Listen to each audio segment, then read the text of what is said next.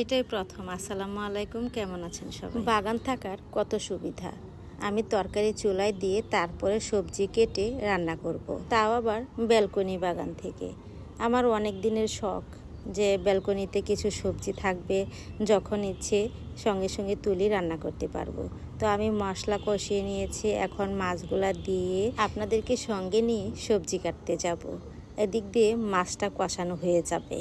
তো এই যে দেখেন, মাশাল্লাহ কাটবো করে আর কাটা হচ্ছিল না, অনেক বড় হয়ে গেছে ডগাগুলা। আর আমি ভাবছিলাম যে ছোটো থাকতেই কাটবো, ভাবতে ভাবতেই অনেক বড় হয়ে গেছে। বেশ কিছুদিন ধরে না ছাদ বাগান থেকে সবজি কেটে রান্না করছি। এখনও ফ্রিজে অনেক সবজি রয়ে গেছে বাগানের। তো আমার আবার অল্প অল্প হলেই হয়ে যায়, এজন্য দেখা যায় যে একটা খাইতে খাইতে আরেকটা বড় হয়ে যায়। বড় বেগুন 2টা হলেই আমার তরকারি হয়ে যায়। আমি তো সব সময় বলি, যার যেখানে যতটুকু জায়গা আছে চাইলে শখের বাগানটা করে নিতে পারবেন। আর একটু কষ্ট করলেই না মাশাল্লাহ অনেক খাওয়া যায়, অনেক শাকসবজি হয়। পুঁই শাকটা আমার ভীষণ পছন্দ। তো এটা কিন্তু আমি চারা লাগাইনি, এখানে আমি ডাঁটা লাগিয়েছিলাম। রমজান মাসে হাজব্যান্ড শাক খাওয়ার জন্য পুঁই শাক কিনে নিয়ে আসছিল, ওখান থেকে শাকগুলা খেয়ে তো আমি ডাঁটাগুলো এখানে লাগিয়ে দিয়েছিলাম।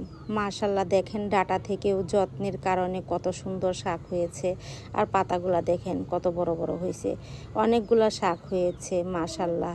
আর আমি আজকে শাক ভাজি করব আর ডগাগুলা দিয়ে মাছ দিয়ে রান্না করব, সব আপনাদের সঙ্গে শেয়ার করে নেব।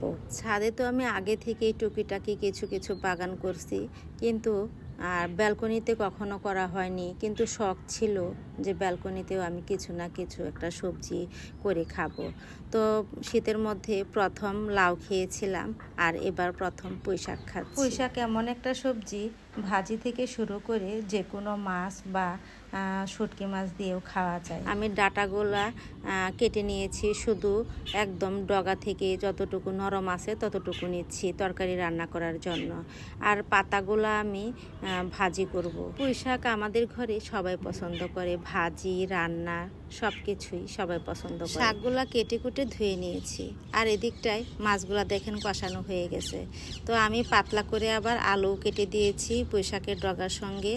আর আমার মাছ রান্নাটাও হয়ে গেছে, শাক ভাজিটাও হয়ে গেছে। আর আমি মাছটা একদম শুকনো শুকনো করে রান্না করেছি।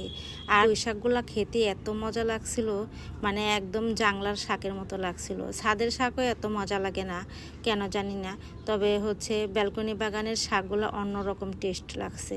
একদম মনে হয়েছিল যে জাংলার শাক, জাংলা বলতে মাচা যেটাকে বলে। আর তরকারির কালারটা মাশাল্লাহ অনেক সুন্দর হয়েছিল। কালারটা দেখতে যেমন জোস লাগছে, খেতেও অনেক টেস্ট হয়েছিল।